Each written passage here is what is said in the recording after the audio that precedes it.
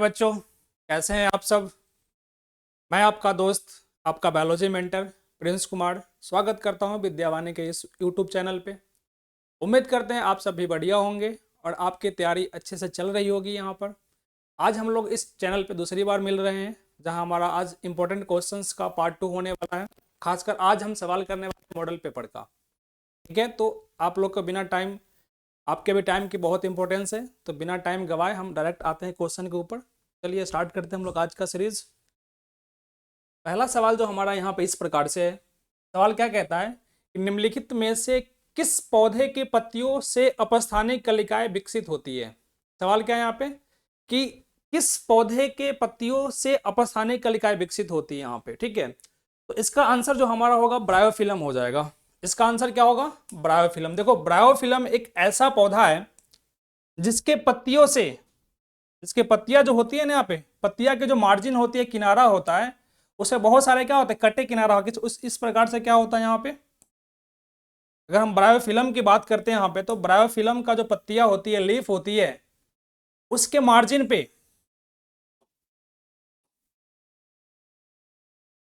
इसकी जो मार्जिन होती है उससे बहुत सारे क्या होते हैं, कटे किनारे होते हैं वहां पे। ठीक है, और इस कटे किनारे से बहुत सारे क्या होते हैं, कलिकाएं निकलती है, बर्ड्स निकलते हैं। इस बर्ड्स को हम लोग बोलते हैं अपस्थानिक कलिकाएं। इसका नाम क्या होता है? अपस्थानिक कलिकाएं या एडवेंटिशियस बर्ड कहते हैं यहाँ पे। ठीक है, तो सवाल में वही पूछा गया यहाँ पे कि किसकी पत्तियों से अपस्थानिक कलिकाएं विकसित होती है। तो हमारा आंसर यहाँ पे क्या हो जाएगा? ब्रायोफिलम हो जाएगा। यहाँ पे पहले वाले का आंसर क्या हो जाएगा? डी हो जाएगा यहाँ पे। ठीक है, आते हैं नेक्स्ट सवाल के ऊपर।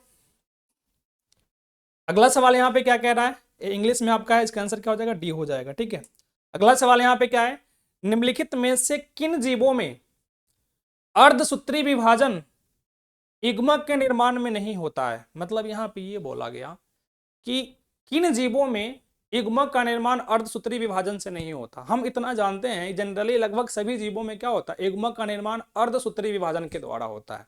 ठीक है, लेकिन कैसे जीवों में होता है? जो जीव द्विगुणित होता है, डिप्लॉयड होते हैं, जो जीव कैसा होता है, द्विगुणित या डिप्लॉयड होता है। डिप्लॉयड या द्विगुणित जीवों में क्या होता है, इग्मक का निर्माण जो होता है वो अर्धसूत्री विभाजन के द्वारा होता है। लेकिन जो जीव अगुणित होते हैं ना, यहाँ पे अगुणित जीवों में युग्मक का निर्माण जो होता है वो कैसा होता है, बिना अर्धसूत्री विभाजन के होता है। मतलब उसमें समसूत्री विभाजन के द्वारा क्या होता है, युग्मक का निर्माण होता है। जितने भी अगुणित जीव है, जैसे एग्जांपल में ले लो यहाँ पे शैवाल। शैवाल की बॉडी कैसी होती है, हैप्लॉयड या अगुणित होती है। शैवाल हो गया, ब्रायोफाइटा हो गया। ठीक है, ये सब जीवों की जो बॉडी होती है वो कैसी होती है, अगुणित होती है। ठीक है, और अगुणित जीवों में ही क्या होता है, युग्मक का निर्माण अर्धसूत्री से न होकर समसूत्री विभाजन के द्वारा होती है। तो इसका आंसर क्या हो जाएगा हमारा? ए हो जाएगा। ठीक है, आते हैं अगले सवाल के ऊपर। अगला सवाल, इसका आंसर हो जाएगा ए, आपका लिखा हुआ यहाँ पे इंग्लिश में भी है आपका। ठीक है, अगली सवाल यहाँ पे कौन सा है, निम्नलिखित में कौन असत्य कथन है। सवाल को ध्यान से पढ़ना। यहाँ पे सवाल कह रहा है यहाँ पे कि कौन सा स्टेटमेंट जो है, कौन सा कथन जो है गलत लिखा हुआ है। तो स्टेटमेंट को पहले पढ़ते हैं, क्या लिखा हुआ है स्टेटमेंट में। यहाँ पे पहले जो स्टेटमेंट यहाँ पे कह रहा है, पहले स्टेटमेंट यहाँ पे क्या है, निषेचन के पश्चात बीजांड बीज में विकसित होता है। सही बात है। जो बीजांड जो होते हैं ना, बीजांड या ओव्यूल, बीजांड या ओव्यूल जो होता है उसमें फर्टिलाइजेशन या निषेचन होता है। इस बीजांड में क्या होता है, फर्टिलाइजेशन या निषेचन होता है। ठीक है, और उसके बाद क्या बनता है, बीज बनता है। तो सवाल में तो पहला स्टेटमेंट तो ही बोल रहा है, पहला कथन जो है वहां पे यही कह रहा है कि निषेचन के पश्चात, निषेचन के बाद बीजांड बीज में विकसित होते हैं। तो पहला स्टेटमेंट हमारा क्या है, सही है। लेकिन पूछ क्या रहा है, गलत कौन सा है।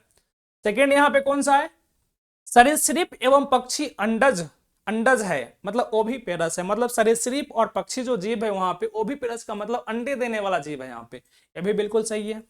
सेकंड हमारा कथन क्या है, स्टेटमेंट क्या है, सही है। थर्ड स्टेटमेंट हमारा क्या कह रहा है, केचुआ उभयलिंगाश्रयी होते हैं। सही बात है, केचुआ कैसा होता है, उभयलिंगाश्रयी होता है। मतलब केचुआ के अंदर क्या होता है, एक ही बॉडी में मेल और फीमेल पार्ट्स दोनों होते हैं। तो ये भी स्टेटमेंट हमारा क्या है, सही है। नेक्स्ट यहाँ पे कौन सा है, अगला जो है यहाँ पे स्टेटमेंट क्या कहता है, हाइड्रा में मुकुलक बनते हैं। मुकुलक बोलते हैं जेम्यूल्स को। मुकुलक किसको कहते हैं हम लोग, यहाँ पे मुकुलक कहते हैं जेम्यूल्स को। ठीक है, जेम्यूल्स, जेम्यूल्स क्या होता है, देखो जेम्यूल्स एक प्रकार का बर्ड या मुकुल ही होता है, ठीक है। तो बर्ड जो होता है बॉडी के बाहर बनते हैं, लेकिन वही बर्ड वही मुकुल जब बॉडी के अंदर बनना शुरू हो जाए वहां पे, ठीक है, तो उसको जेम्यूल या मुकुलक बोलते हैं हम लोग यहाँ पे। क्या बोलते हैं उसको? जेम्यूल्स या मुकुलक कहते हैं, ठीक है।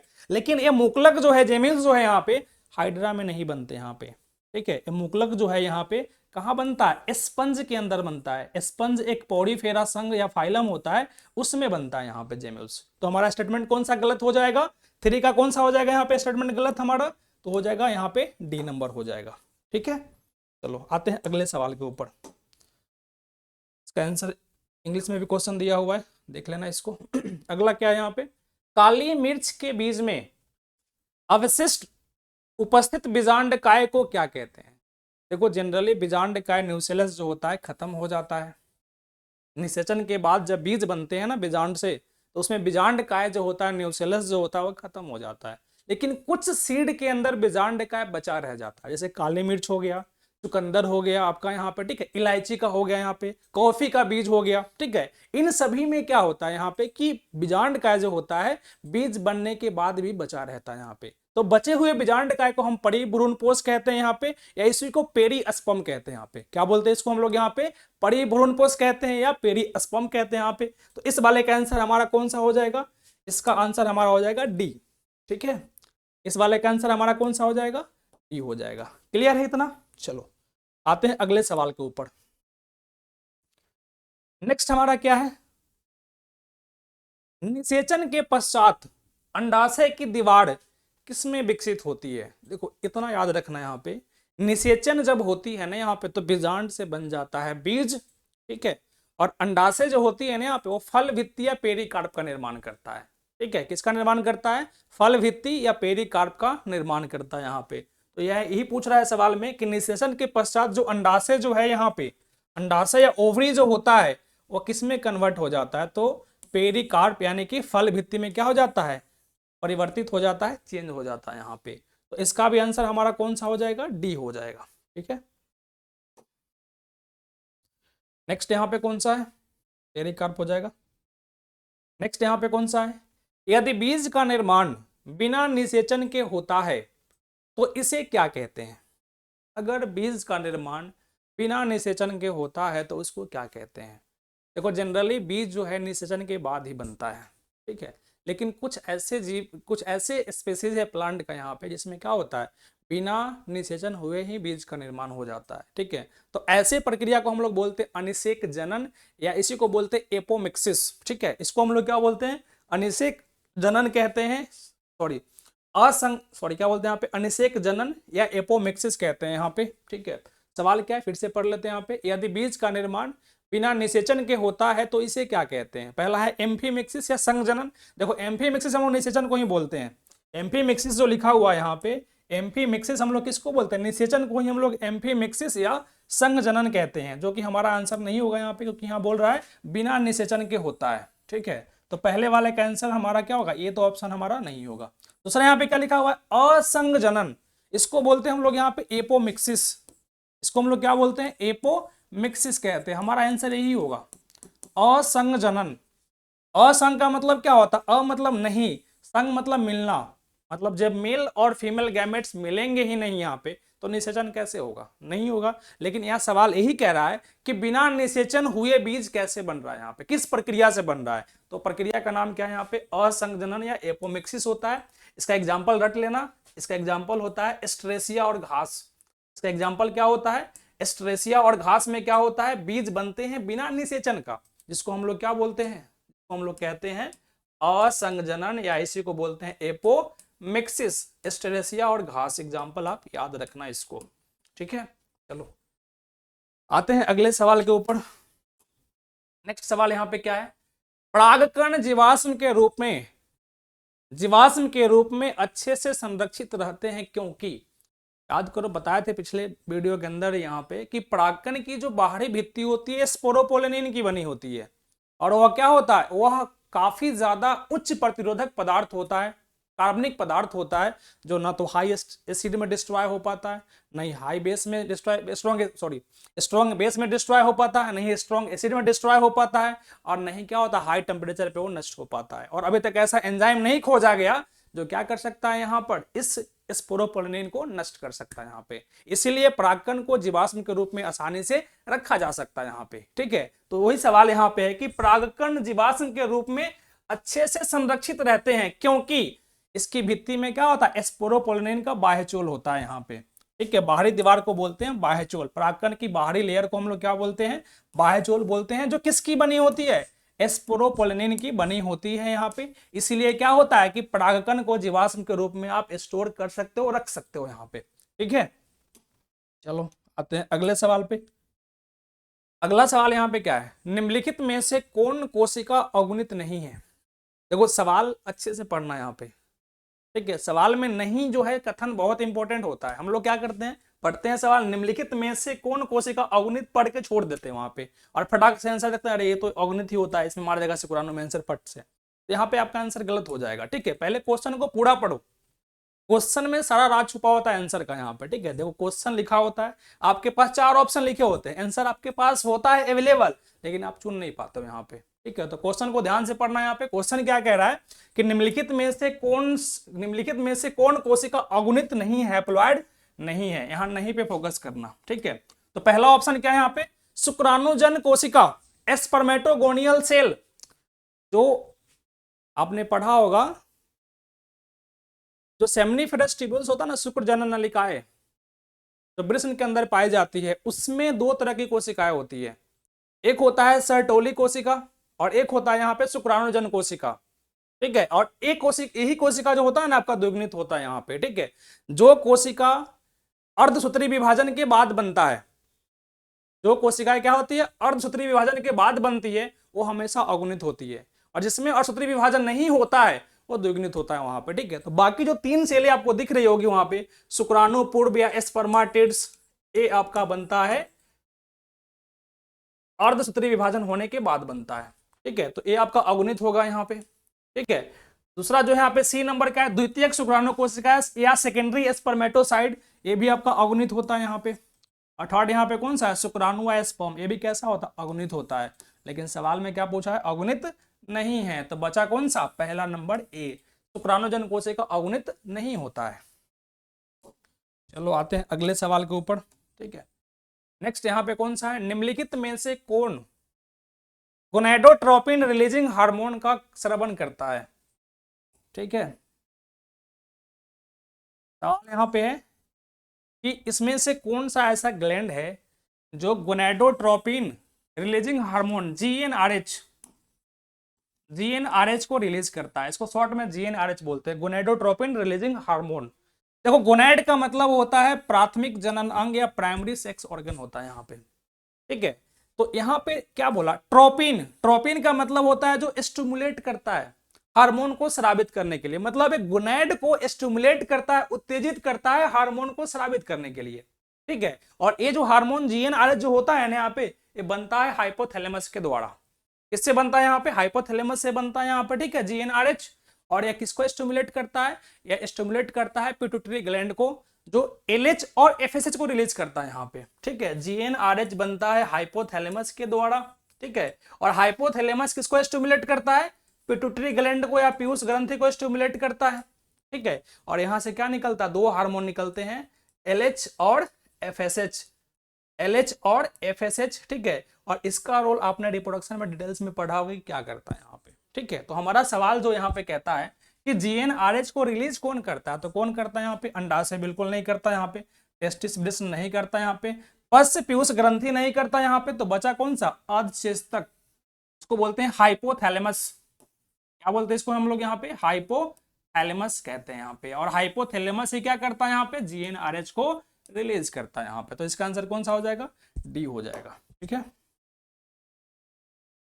इसका हो गया डी हो जाएगा।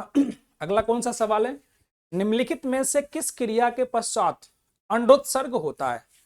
अंडोत्सर्ग प्रक्रिया क्या होती है, तो ओवरी से अंडाणु का ओवरी से जो ओवम बनते हैं ना यहाँ पे, ठीक है, ओवरी में जो ओवम बनते हैं उस ओवम का निकलना, अंडाशय से अंडाणु का निकलना क्या कहलाता है, अंडोत्सर्ग या ओवुलेशन कहलाता है। ठीक है, और यह होता कब है, जब एलएच जो है ना, एलएच हार्मोन का लेवल अचानक से पिक पे, अपने हाई लेवल पे पहुंच जाता है। और जब एलएच जो अपने हाई लेवल पे अचानक पहुंचता है उसी को बोलते हैं एलएच सर्ज।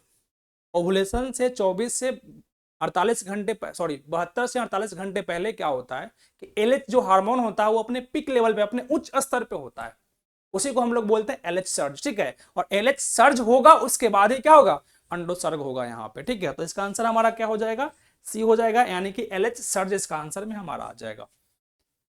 तो इसका आंसर हमारा क्या हो जाएगा, एलएच सर्ज। सर्ज का मतलब अचानक बढ़ जाना यहाँ पे। ठीक है, इसका हो गया। एक सवाल यहाँ पे और है, क्या है, सामान्यतः गर्भ की पहली गतिशीलता गर्भावस्था के किस माह में देखी जाती है। मतलब जब गर्भ पल रहे होते हैं ना यूट्रस के अंदर यहाँ पे, तो उस गर्भ में पहले मूवमेंट, पहली गतिशीलता कब देखी जाती है वहां पे। ठीक है, तो पहली गतिशीलता जो देखी जाती है फीटस में या गर्भ में, वह 5वें महीने में देखी जाती है। यहाँ पे कब देखी जाती है आपका, यहाँ पे 5th मंथ के अंत तक देखी जाती है। यहाँ पे कौन सा, गर्भ में पहली गतिशीलता। ठीक है, नेक्स्ट सवाल यहाँ पे क्या है, पुरुषों द्वारा अस्थायी तौर पर गर्भावस्था रोकने के लिए निम्नलिखित में से किस तरीके का प्रयोग होता है। अब यहाँ पे क्या बोला कि पुरुषों द्वारा अस्थायी तौर पे क्या करना है, गर्भावस्था को रोकना है, मतलब कि स्पर्म को जाने से रोकना है, किसमें, वेजाइना के अंदर यहाँ पे। ठीक है, तो अगर पेनिस तक स्पर्म पहुंचेगा ही नहीं यहाँ पे, तो फिर वेजाइना में ट्रांसफर नहीं हो पाएगा यहाँ पे। तो ऐसा क्या किया जाए यहाँ पे कि गर्भावस्था को रोका जाए। गर्भावस्था रोकने का मतलब होता है कि फर्टिलाइजेशन नहीं होने देना है यहाँ पे। गर्भावस्था का मतलब क्या होता है, यहाँ पे गर्भावस्था रोकने का मतलब क्या होता है, इसको अगर रोकना है मतलब फर्टिलाइजेशन, निषेचन को नहीं होने देना है। और निषेचन कब नहीं होगा, जब स्पर्म और ओवम का मिलना, जब स्पर्म और ओवम का मिलना रुक जाएगा। ठीक है, तो हमें यहाँ पे क्या बोला कि पुरुषों द्वारा रोकना है, यहाँ पे मतलब स्पर्म को जाने से रोकना है। ठीक है, तो उसके लिए हम लोग कौन सा तरीका इस्तेमाल करते हैं इसमें से, तो पहला यहाँ पे कौन सा, नसबंदी, इसी को बोलते हैं वासेक्टोमी।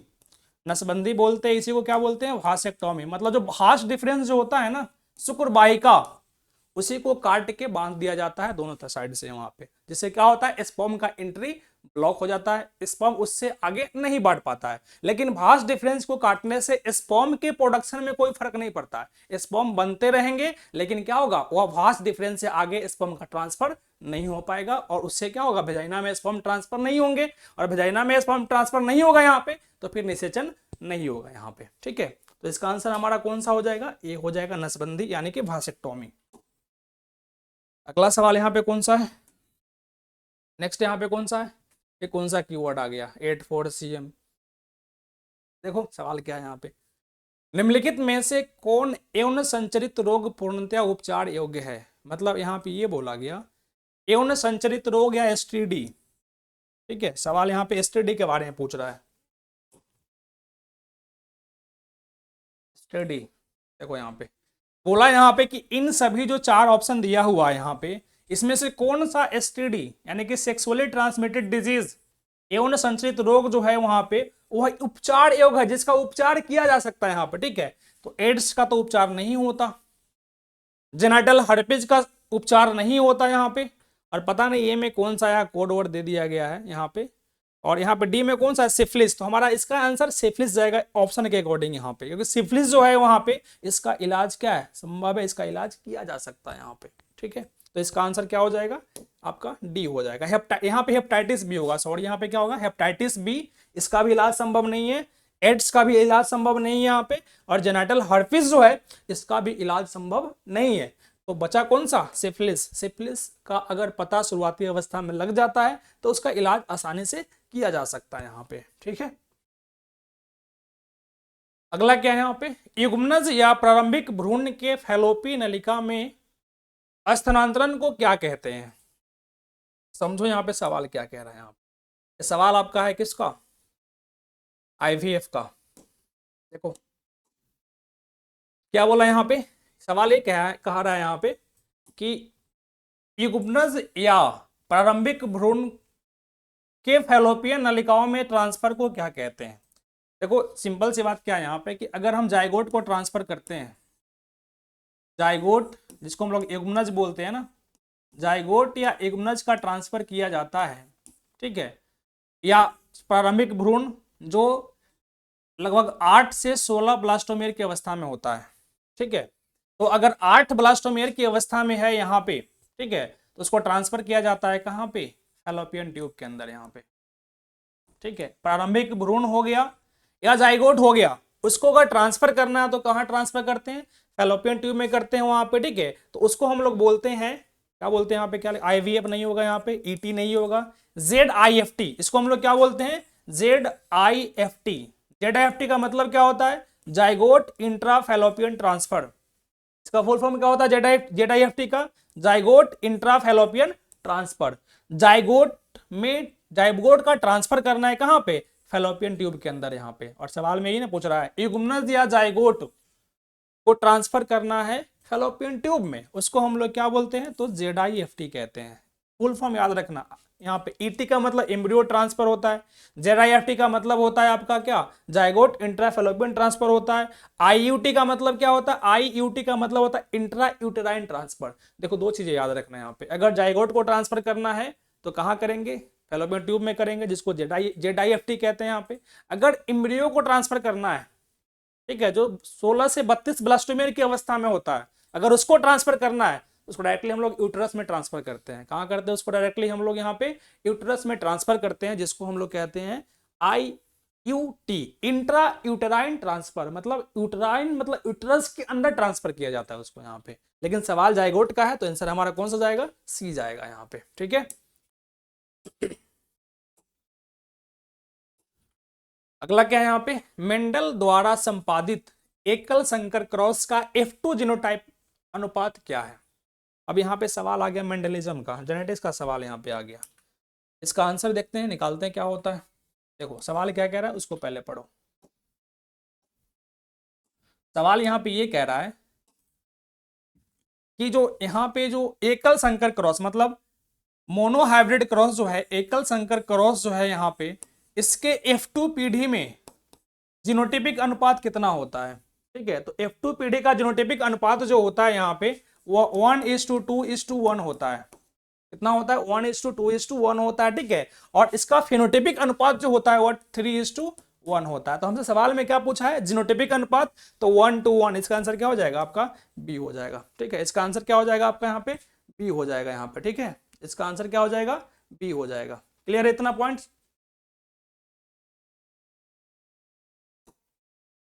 देखो अगला सवाल यहाँ पे क्या है, सवाल क्या कह रहा है उसको पहले देख लेते हैं। क्या बोला यहाँ पे, मेंडल द्वारा संपादित एकल संकर क्रॉस का F2 जीनोटाइप अनुपात क्या है। मतलब मेंडलिज्म, मेंडल ने जो क्रॉस करवाया था, ठीक है, उसमें किस क्रॉस की बात कर रहा है, एकल संकर क्रॉस या मोनो हाइब्रिड क्रॉस की बात कर रहा है यहाँ पे, ठीक है। तो अगर मोनो हाइब्रिड क्रॉस या एकल संकर क्रॉस की अगर हम बात करते हैं यहाँ पे, एकल संकर क्रॉस या मोनो हाइब्रिड क्रॉस की बात करते हैं यहाँ पे, ठीक है, तो इसका जो रिजल्ट आता है ना F2 पीढ़ी में, F2 जनरेशन में, उसमें फिनोटाइप का जो रेशियो आता है, इसमें फिनोटाइप का जो रेशियो आता है वो क्या आता है, 3:1 आता है यहाँ पे, 3:1 आता है यहाँ पे। और जीनोटाइप का जो रेशियो आता है वो 1:2:1 आता है यहाँ पे। तो सवाल में क्या है, जीनोटाइप का अनुपात पूछ रहा है, तो इसका अनुपात क्या हो जाएगा, 1:1 हो जाएगा यहाँ पे, ठीक है। बढ़ते अगले सवाल के ऊपर। अगला सवाल यहाँ पे क्या है, निम्नलिखित में से कौन कथन फिनाइल कीटोन्यूरिया के बारे में असत्य है। देखो फिनाइल कीटोन्यूरिया जो होता है यहाँ पे, यह एक प्रकार का मेंडलीय विकार होता है, मेंडलियन डिसऑर्डर होता है यहाँ पे, जिसमें जो कैसा होता है, जन्मजात होता है यहाँ पे, ठीक है। अलिंग क्रोमोजोम अप्रभावी लक्षण, मतलब यह जो इसका जो जीन होता है वह अलिंग क्रोमोजोम पे होता है और अप्रभावी रिसेसिव होता है यहाँ पे, ठीक है। मतलब सेकंड स्टेटमेंट हमारा सही है यहाँ पे, ठीक है। पहला भी स्टेटमेंट सही है, सेकंड स्टेटमेंट भी सही है यहाँ पे, ठीक है। आते हैं थर्ड स्टेटमेंट पे। यहाँ पे थर्ड क्या बोलता है कि फिनाइल एलानिन एवं फिनाइल पायरुवेट की उच्च सांद्रता, ये भी बात सही है यहाँ पे, ठीक है। ये भी आंसर सही होगा इसका, यहाँ पे ए भी सही है, बी भी सही है और सी भी सही है। नेक्स्ट यहाँ पे क्या कहता है, थोड़ा सा कट रहा है इसका। अगला ऑप्शन यहाँ पे क्या कह रहा है, डी नंबर में, फिनाइल एलानिन एवं फिनाइल पायरुवेट का ब्रिक द्वारा उत्सर्जित नहीं होना, एक गलत है यहाँ पे। जब फिनाइल कीटोन्यूरिया में क्या होता है, एक एंजाइम होता है फिनाइल हाइड्रोक्सिलेज एंजाइम, जो क्या करता है फिनाइल एलानिन को टायरोसिन में कन्वर्ट करता है। अगर यह एंजाइम की कमी हो जाए, यह एंजाइम बनना बंद हो जाए तो क्या होगा, फिनाइल एलानिन टायरोसिन में कन्वर्ट नहीं होता है, और टायरोसिन और क्या होता है, फिनाइल एलानिन जो होता है जमा होने लगता है जाके मस्तिष्क के कोशिकाओं में और ब्लड में आ जाता है, ठीक है। और ब्लड से फिर क्या होता है, किडनी फिल्टर करके उसको यूरिन के द्वारा बाहर कर देता है यहाँ पे। तो सवाल में ऑप्शन डी क्या कह रहा है यहाँ पे कि फिनाइल एलानिन एवं फिनाइल पायरुवेट ब्रिक द्वारा उत्सर्जित नहीं होता, जो कि उत्सर्जित होता है। तो हमारा आंसर कौन सा हो जाएगा, इसका डी हो जाएगा। इस वाले का आंसर हमारा कौन सा हो जाएगा, डी वाला हो जाएगा यहाँ पे, ठीक है। अगला सवाल क्या कह रहा है हमारा, अगला सवाल कह रहा है कि मेंडल के अनुसार कोई वस्तु अपरिवर्तित रूप में जनक से संतति को युग्मकों के माध्यम से उत्तरोत्तर पीढ़ियों में अग्रसरित होता है, जिसे उन्होंने क्या कहा। देखो मेंडल ने बोला यहाँ पे कि कोई ऐसा एलिमेंट है, कोई ऐसा क्या है, वस्तु है, जो क्या होता है एक पीढ़ी से अगले पीढ़ी में लक्षणों को लेकर जाता है यहाँ पे। तो मेंडल ने उस एलिमेंट को, उस जो वस्तु था उसका क्या नाम दिया था, उसका नाम दिया था फैक्टर या कारक, ठीक है। वह एलिमेंट एक्चुअली में होता जीन है, लेकिन मेंडल ने जीन को क्या बोला था, फैक्टर बोला था। बाद में एक साइंटिस्ट जोहानसन आए थे, उन्होंने क्या दिया था, इस फैक्टर को जीन कहा था बाद में चल के, लेकिन मेंडल ने उस जीन को पहले क्या बोला, कारक या फैक्टर बोला यहाँ पे। इसलिए हमारा आंसर यहाँ पे क्या आएगा, कारक या फैक्टर आएगा यहाँ पे। इसका आंसर क्या आ जाएगा, कारक या फैक्टर आएगा यहाँ पे, ठीक है। अगला सवाल यहाँ पे क्या है, निम्नलिखित में से किसमें X0 नर प्रकार का लिंग निर्धारण क्रिया विधि होता है। यहाँ पे मतलब आ गया लिंग निर्धारण का सवाल, यहाँ पे सेक्स डिटर्मिनेशन का सवाल यहाँ पे। और क्या बोलता है कि मेल में X0 किसका होता है, यहाँ पे मेल में X0 क्रोमोसोम का पैटर्न जो होता है वो किसका होता है यहाँ पे, ठीक है। तो यहाँ पे पहला है टिड्डा। देखो टिड्डा जो होता है ना, यहाँ पे टिड्डा में होता है आपका कैसा, X0 होता है टाइप का लिंग निर्धारण होता है यहाँ पे, जो X फीमेल की होती है और X0 मेल का होता है। तो आंसर तो हमारा ए ही होगा यहाँ पे, आंसर हमारा यहाँ पे कौन सा हो जाएगा, ए ही हो जाएगा, ठीक है। टिड्डा में क्या होता है, टिड्डा का जो मेल होता है उसमें X0 टाइप का क्रोमोसोम देखा जाता है यहाँ पे, ठीक है। अगला सवाल यहाँ पे क्या है, डीएनए के पॉलीन्यूक्लियोटाइड श्रृंखलाओं का आधार किससे बना होता है। देखो डीएनए जो होता है ना, डीएनए का जो स्ट्रक्चर होता है अगर आपने पढ़ा होगा तो इस प्रकार से होता है, यहाँ पे स्पाइरली अरेंज होता है, स्पाइरल स्ट्रक्चर होता है यहाँ पे इस प्रकार से। तो ये कुंडलित संरचना डीएनए की होती है, जहाँ पे बीच में क्या होता है, बेस होता है, यहाँ पे बीच में क्या होता है, बेस होता है, क्षार होता है, ठीक है। तो क्या बोला यहाँ पे, पॉलीन्यूक्लियोटाइड श्रृंखला का जो आधार होता है, आधार हम इसको बोलते हैं, ये जो दिख रहा है ना यहाँ पे, इसको आधार बोलते हैं। और ये आधार जो होता है यहाँ पे शुगर और फॉस्फेट का बना होता है, यानी कि सकरा और फॉस्फेट का बना होता है। तो इसका आंसर क्या हो जाएगा, सकरा और फॉस्फेट, ठीक है। अगला सवाल यहाँ पे क्या है, सेंट्रल डोगमा मूल सिद्धांत को किसने प्रतिपादित किया था।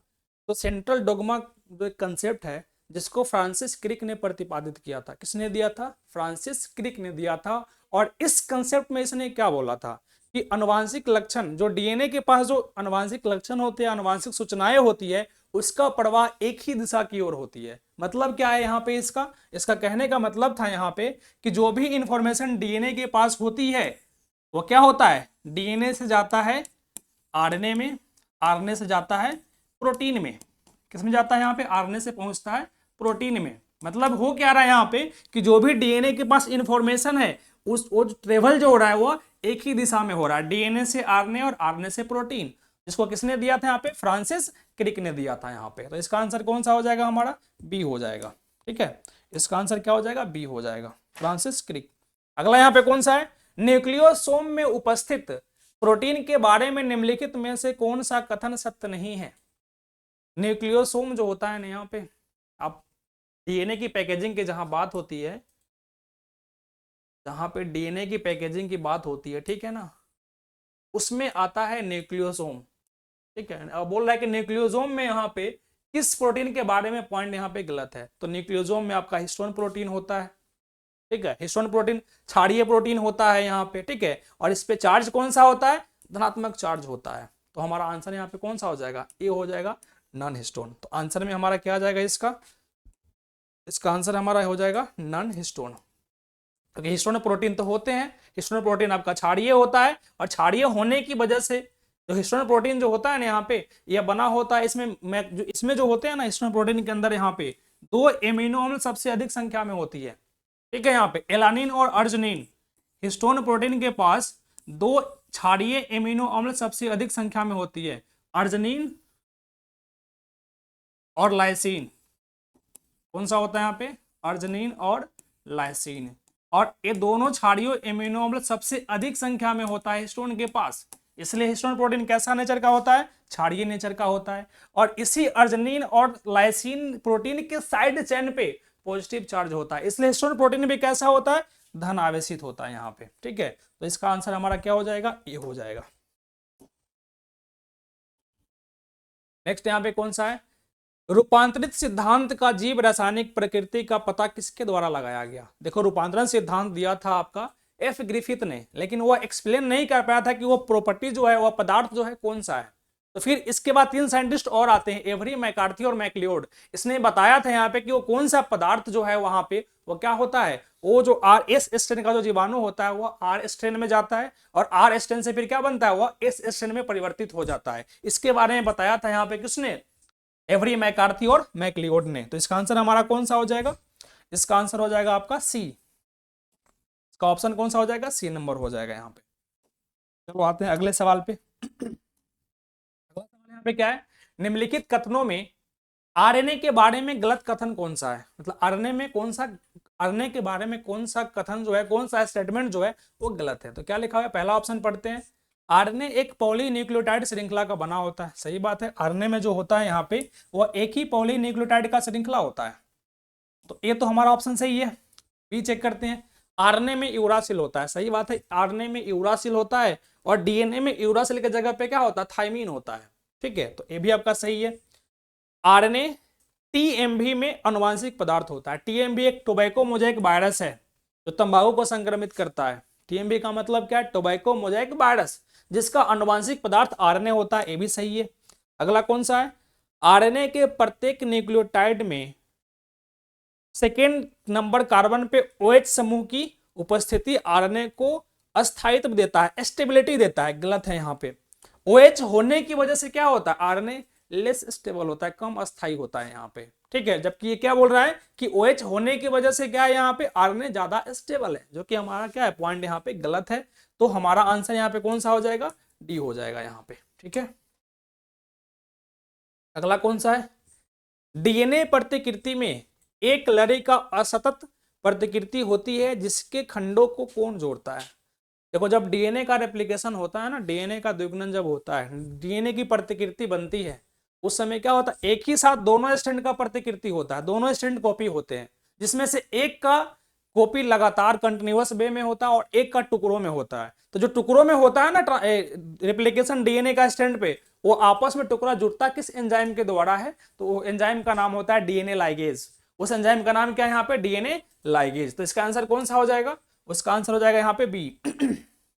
उसका आंसर यहाँ पे कौन सा हो जाएगा, बी हो जाएगा। ठीक है, अगला सवाल यहाँ पे क्या है, आरएनए पॉलीमरेज थर्ड किसके संश्लेषण के लिए उत्तरदायी नहीं है। देखो एक चीज समझो यहाँ पे, आरएनए पॉलीमरेज का काम होता है ट्रांसक्रिप्शन या प्रतिलेखन करना, मतलब डीएनए से आरएनए बनाने का काम होता है। डीएनए के पास जो भी इंफॉर्मेशन है उसको कॉपी करता है आरएनए में, उसको ट्रांसक्रिप्शन या प्रतिलेखन कहते हैं यहाँ पे, और उसमें एंजाइम रोल प्ले करता है आरएनए पॉलीमरेज।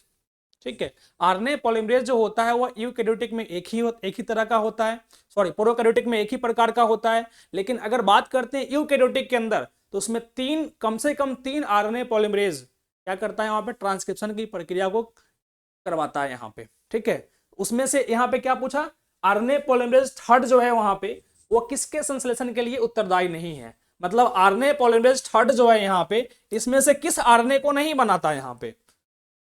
देखिए यहाँ पे सेकंड, पहला क्या है, एचएनआरएनए। देखो एचएनआरएनए जो होता है ना यहाँ पे, ये पॉलीमरेज सेकंड के द्वारा बनता है। यहाँ पे एचएनआरएनए का निर्माण किसके द्वारा होता है, आरएनए पॉलीमरेज सेकंड के द्वारा होता है। और सवाल में ही पूछ रहा है कि आरएनए पॉलीमरेज थर्ड से कौन नहीं बनता, तो एचएनआरएनए नहीं बनता यहाँ पे। बाकी टीआरएनए बनता है, 5S आरएनए बनता है, और एसएनआरएनए भी क्या होता है, बनता है यहाँ पे। ठीक है, अगला सवाल यहाँ पे देखते हैं क्या, दमनकारी प्रोटीन लैक ओपेरॉन में कहाँ बनता है? दमनकारी, इसी को रिप्रेसर प्रोटीन बोलते हैं। ठीक है, रिप्रेसर प्रोटीन का काम होता है जो स्ट्रक्चरल जीन होते हैं ना यहाँ पे, उसके फंक्शन को क्या करता है? शट डाउन करता है, उसका फंक्शन को रोकता है वहां पे। ठीक है, तो ये रिप्रेसर प्रोटीन, दमनकारी प्रोटीन जो होता है यहाँ पे, वो किससे जुड़ता है? तो जाके ऑपरेटर से जुड़ता है। यहाँ पे ऑपरेटर को हम लोग हिंदी में बोलते हैं परिचालक स्थल। ठीक है, यहाँ पे क्या बोलते हैं इसको? ऑपरेटर को हिंदी में परिचालक स्थल बोलते हैं यहाँ पे, इसी को ऑपरेटर बोलते हैं। और जो रिप्रेसर दमनकारी प्रोटीन होता है ना यहाँ पे, वो क्या होता है? इसी परिचालक स्थल या ऑपरेटर से क्या होता है? जुड़ता है यहाँ पे। ठीक है, इसका आंसर हमारा क्या हो जाएगा? ये हो जाएगा। ठीक है, अगला यहाँ पे क्या है? समजातीय संरचनाएं किस प्रकार का विकास दिखाती है? देखो, समजातीय संरचना का मतलब क्या होता है? समजात अंग आपने पढ़ा होगा इवोल्यूशन के अंदर। समजात अंग का मतलब होता है कि वैसा अंग जिसकी उत्पत्ति एक जैसा हो, लेकिन उसका फंक्शन क्या होता है, उसका कार्य क्या होता है? डिफरेंट होता है। ठीक है, मतलब उत्पत्ति एक जगह से हो रही है यहाँ पे, ओरिजिन पॉइंट क्या है सबका? सबका ओरिजिन पॉइंट सेम है। सब ओरिजिन जो है एक जगह से हो रहा है, इस पॉइंट से ओरिजिनेट कर रहा है, लेकिन फंक्शन सबका क्या हो जाता है? अलग अलग हो जाता है। मतलब क्या हो रहा है? फैल रहा है ना यहाँ पे, फंक्शन को बेसिस पे क्या हो रहा है? सब अलग अलग दिशाओं में भटक रहा है यहाँ पे। इसको हम अगर अलग अलग दिशाओं में भटकता है वहां पे, एक पॉइंट से अलग अलग दिशाओं में जाता है, उसको बोलते हैं, क्या बोलते हैं उसको हम लोग यहाँ पे? उसको डाइवर्जेंट बोलते हैं। और डाइवर्जेंट को हिंदी में क्या बोलते हैं? थोड़ा सा हिंदी देखना पड़ेगा क्या होता है इसका यहाँ पे। इसको हिंदी में कहते हैं हम लोग डाइवर्जेंट को, डाइवर्जेंट को बोलते हैं यहाँ पे अपसारी। क्या बोलते हैं उसको हम लोग यहाँ पे? अपसारी बोलते हैं यहाँ पे। मतलब जब क्या हो? जब उसका फंक्शन डिफरेंट डिफरेंट हो जाए, ओरिजिन सेम हो, फंक्शन डिफरेंट डिफरेंट हो जाए, उसको हम लोग अपसारी विकास कहते हैं यहाँ पे। उसको हम लोग क्या बोलते हैं? अपसारी विकास। इसी को डाइवर्जेंट इवोल्यूशन बोलते हैं हम लोग यहाँ पे, डाइवर्जेंट इवोल्यूशन कहते हैं। ठीक है, डाइवर्जेंट कहते हैं यहाँ पे इसको। अगला क्या है? निम्नलिखित में से कौन समष्टि में अलील आवृत्तियों में परिवर्तन लाता है? समष्टि मतलब पॉपुलेशन। ठीक है, यहाँ पे ऐसा कुछ पॉइंट लिखा हुआ है यहाँ पे कि इनमें से कौन ऐसा पॉइंट है जो किसी पॉपुलेशन में एलील आवृत्ति यानी कि एलील फ्रीक्वेंसी को बदल सकता है यहाँ पे। ठीक है, ये सवाल है हार्डी वेनबर्ग प्रिंसिपल का यहाँ पे, जो कहता है यहाँ पे किसी भी पॉपुलेशन में क्या होता है यहाँ पे, जो एलील फ्रीक्वेंसियां जो होती है वो क्या होती है? कांस्टेंट होती है। ठीक है, लेकिन कब कांस्टेंट होती है? जब उस पॉपुलेशन के अंदर, उस समष्टि के अंदर अगर म्यूटेशन ना हो। कांस्टेंट कब रहती है? जब उस समष्टि, उस पॉपुलेशन में क्या हो? म्यूटेशन नहीं हो, जीन प्रवाह नहीं हो, आनुवंशिक विचलन नहीं हो। अगर ये सब नहीं हो रहा है तब क्या होगा? एलील फ्रीक्वेंसी जो है वो कांस्टेंट रहता है। अगर ये सब होगा तो चेंज लाएगा। मतलब आंसर हमारा क्या हो जाएगा इस हिसाब से? उपयुक्त में से सभी सही हो जाएगा यहाँ पे। ठीक है, अगला क्या है? निम्नलिखित में से कौन प्रारंभिक प्रकूट है? मतलब पूछ रहा है इनिशिएशन कोडोन, इसमें से कौन ऐसा कोडोन है जो प्रोटीन बनने की प्रक्रिया को स्टार्ट करता है? प्रारंभिक कोड उसी को बोलते हैं, प्रारंभिक प्रकूट उसी को बोलते हैं जो क्या करता है? प्रोटीन बनने की प्रक्रिया को स्टार्ट करवाता है। ठीक है, तो हमारा इसमें जो कोडोन है पहला एयूजी, कौन सा कोडोन है यहाँ पे? एयूजी। वो कैसा कोडोन होता है आपका यहाँ पे? ए आपका प्रारंभन कोडोन होता है। जबकि यहाँ पे लिखा हुआ है आपका कौन सा? यू यू ए, यू जी ए और यू ए ए। चाहे गड़बड़ हो गया यहाँ पे, इसका इसका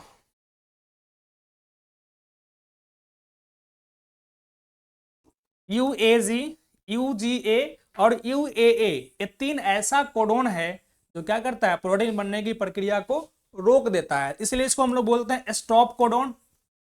इसका नाम क्या होता है? स्टॉप कोडोन होता है। और इसका नाम होता है इनिशिएशन कोडोन जो स्टार्ट करवाता है यहाँ पे। तो हमारा सवाल इनिशिएशन कोडोन सा है, इसलिए इसका आंसर क्या हो जाएगा? ए नंबर हो जाएगा यहाँ पे। ठीक है, चलो अगले सवाल पे आते हैं हम लोग यहाँ पे। अगला सवाल क्या है? निम्नलिखित में से कौन बीमारी जीवाणु द्वारा नहीं हो? जीवाणु द्वारा होता है, मतलब जीवाणु मतलब बैक्टीरिया द्वारा होता है। तो टाइफाइड जो होता है वो बैक्टीरिया के द्वारा होता है, जिसका नाम होता है साल्मोनेला, साल्मोनेला टाइफी, जिससे टाइफाइड रोग होता है यहाँ पे। मलेरिया प्रोटोजुआ के द्वारा होता है, कोरोना वायरस के द्वारा होता है, सब जानते हैं यहाँ पे। और दांत जो होता है कवक के द्वारा होता है। तो सवाल है जीवाणु के द्वारा कौन सा होता है? तो जीवाणु के द्वारा टाइफाइड होता है यहाँ पे। ठीक है, आते हैं अगले सवाल पे। अगला सवाल यहाँ पे क्या है?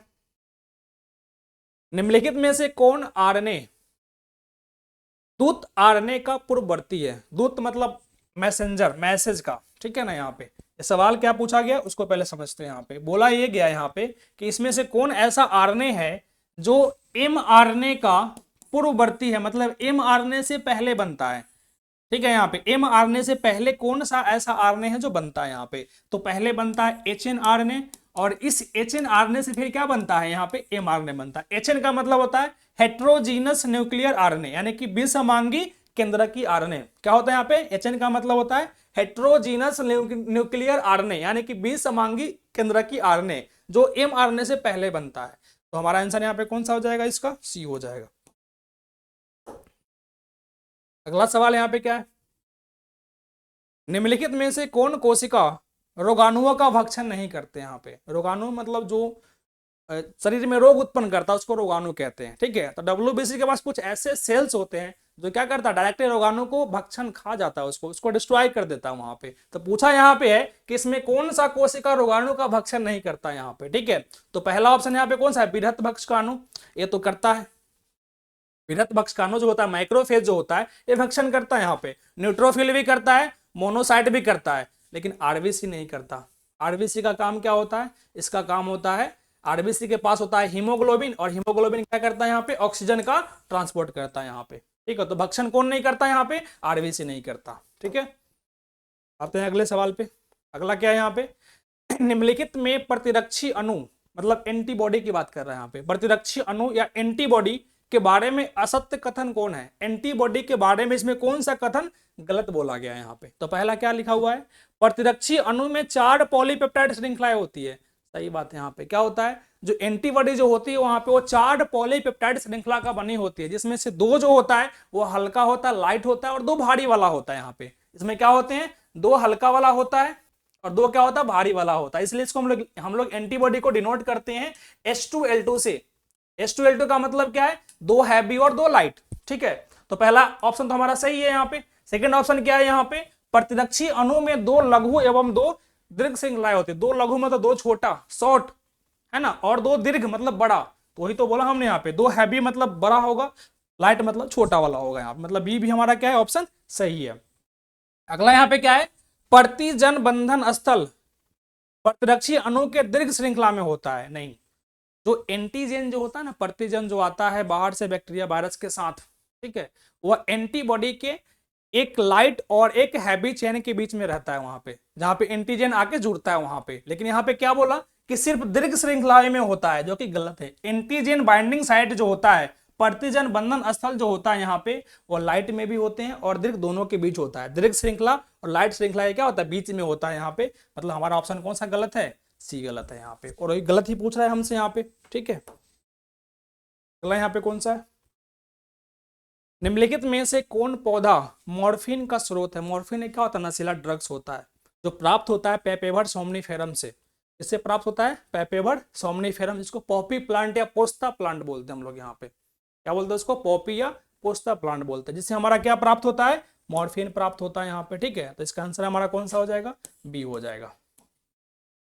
आते हैं नेक्स्ट सवाल पे। यहाँ पे अगली सवाल यहाँ पे कौन सा है, अगला सवाल यहाँ पे है, निम्नलिखित में से किस बीमारी का संक्रामक रूप जीवाणुज है। जीवाणुज का मतलब होता है स्पोरोजोइट, इसको हम लोग क्या बोलते हैं, जीवाणुज को, इसको बोलते हैं एस्पोरोजोइट, एस्पोरोजोइट, ठीक है। और यहाँ पे ही बोला गया यहाँ पे कि इसमें से कौन ऐसा बीमारी का संक्रामक रूप, यानी कि इन्फेक्टेड फॉर्म जो होता है वह जीवाणुज या एस्पोरोजोइट होता है, ठीक है। तो एस्पोरोजोइट जो होता है यहाँ पे ना, मलेरिया का संक्रामक रूप होता है, ठीक है। किस बीमारी का संक्रामक रूप है आपके यहाँ पे, मलेरिया का संक्रामक रूप है। मतलब इसका आंसर क्या हो जाएगा, ए हो जाएगा, ठीक है।